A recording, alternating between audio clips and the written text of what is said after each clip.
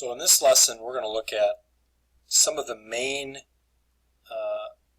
characteristics of 1 Corinthians. 1 and 2 Corinthians were two of Paul's larger letters, in addition to, of course, the book of Romans. But we're going to look at some things that lead into what he writes. And this is a rather large book, so I'm going to try to organize it for you in a specific way. And the way that I'm doing that is I have it broken down into problems and questions.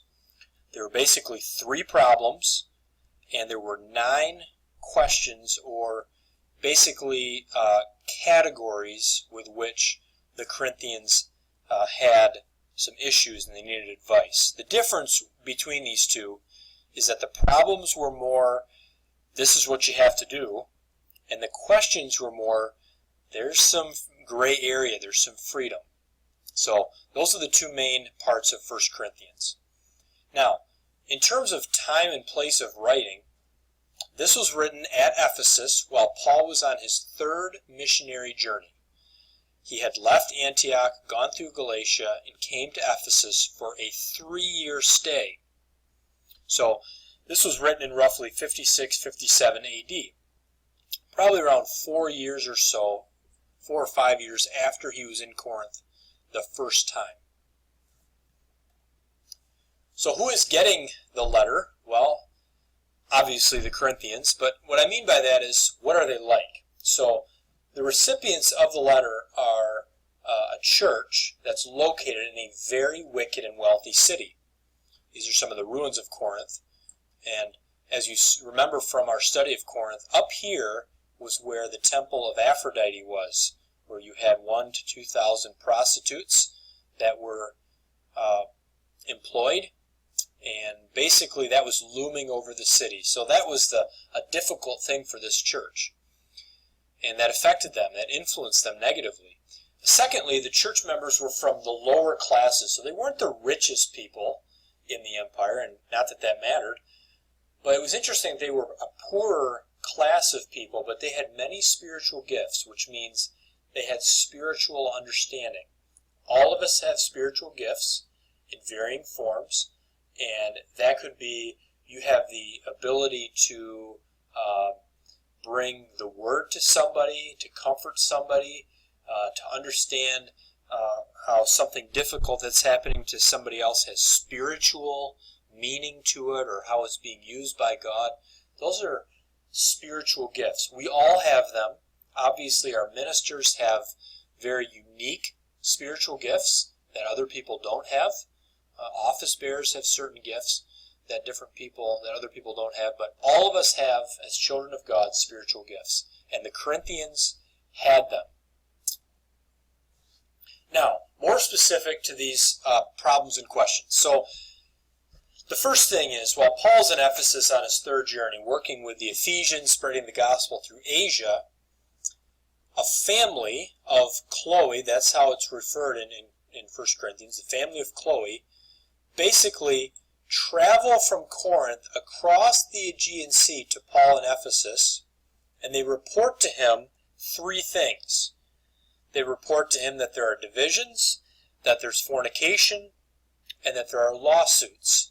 And these 3 things Paul is going to address very specifically. So that was the first part of the letter. In addition to that, most of the letter is devoted to 6 categories or questions that came to Paul's attention. This was a different committee. The first was the family of Chloe. The second, however, is 3 elders. Their names are actually at the very end of 1 Corinthians. They're listed there, 3 Greek guys. And they travel across the Aegean Sea, and they seek the advice of Paul with several questions. Now, they were problems, but I call them questions because they were not things that you could say, oh, just do it this way or do it that way. They were very complicated.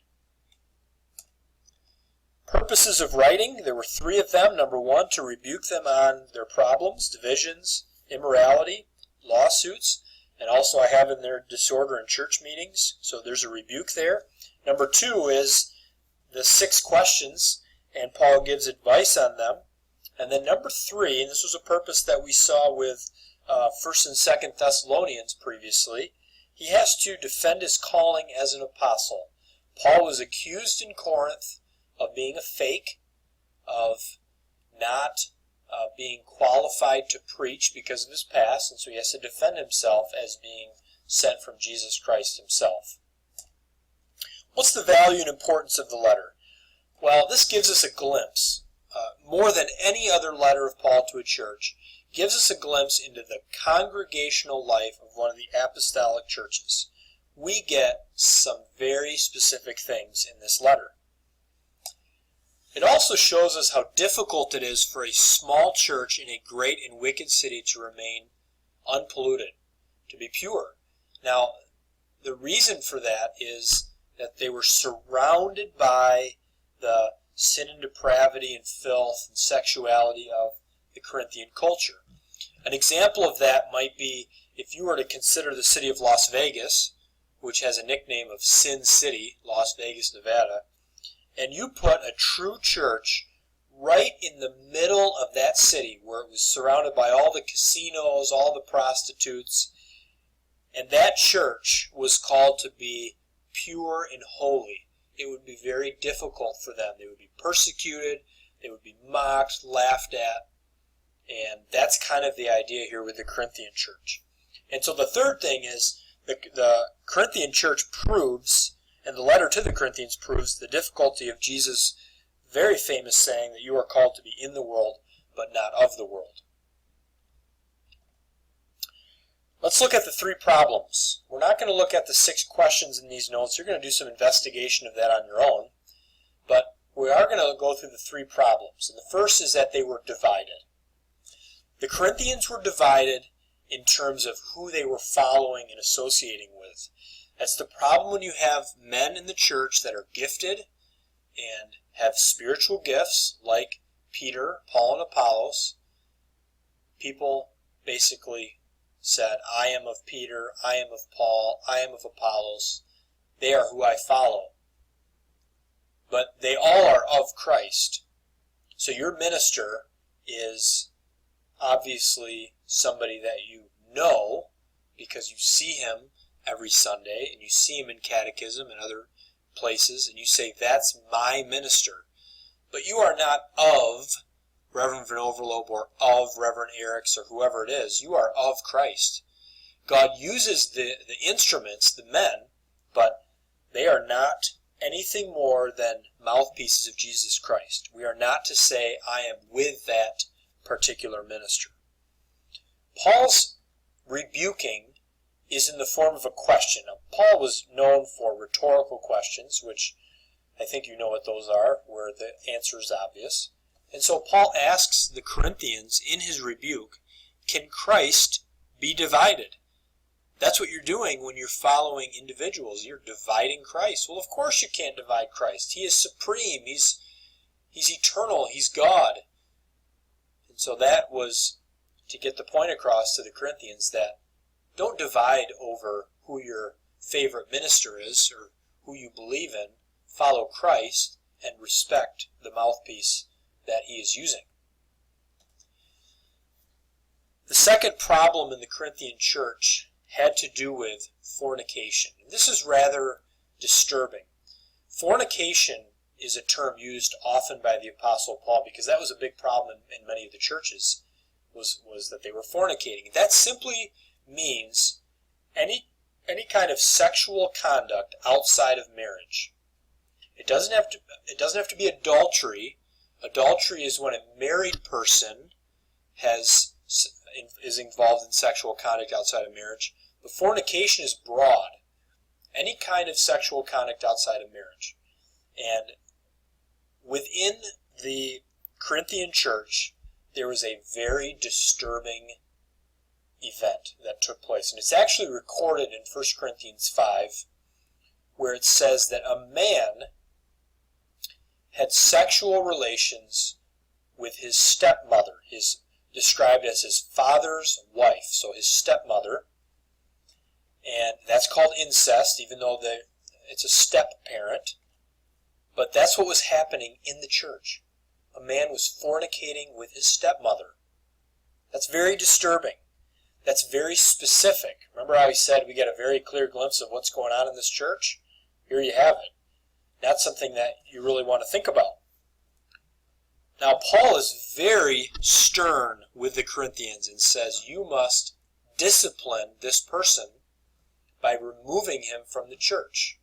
We believe in discipline. Now, over the years, the way that the church does discipline has changed by the work of the Spirit in developing how we do this. It takes a long time. It's not something the church does quickly, just, gets rid of somebody. But at this time, the church is originating. It's young. They do things a little bit differently. Paul says you need to remove this person from the church if they're not repentant.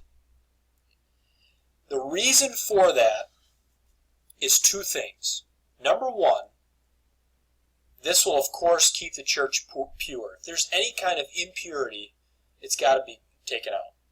But the other thing is when you remove that person, you have the possibility of causing them to be repentant. That's really one of the most important things, right? We want them to see their sin, go to the cross, repent so that they can be received back into the church. And we'll see when we look at 2 Corinthians that there was repentance. The third problem was lawsuits. And this involved church members suing each other with regard to their differences in basically the Roman courts. And this is something that you might not think of as a serious problem because we have the court system, so why should we not use it? But Paul is very strict with them with regard to lawsuits, and he says, look it guys, you can't sue each other because you have the ability to solve these problems yourself. You're Christians, you have the love of Christ. How can you not figure it out? Not only that, but Paul takes it to basically the highest level and says, don't you know that we're going to judge angels someday? And what that means is, don't you know that we're going to be lords over angels? Now, the word judge seems like we're going to tell the angels what they did wrong and this and that, but that's not what that means. This means we're going to be lords over angels. The reason why is because angels are creatures like us, but angels are not redeemed. So when Christ died for us, he made us a redeemed creature, and so in heaven we will have a higher position because we have the blood of Christ that will make us lords over angels. So when you look at it from that perspective, that you and I are going to be higher than Gabriel and Michael and the other angels, that makes those petty matters seem a little bit more insignificant. So that's what Paul's point is. You guys got to figure this out. Someday in heaven, you're going to be ruling together over the angels.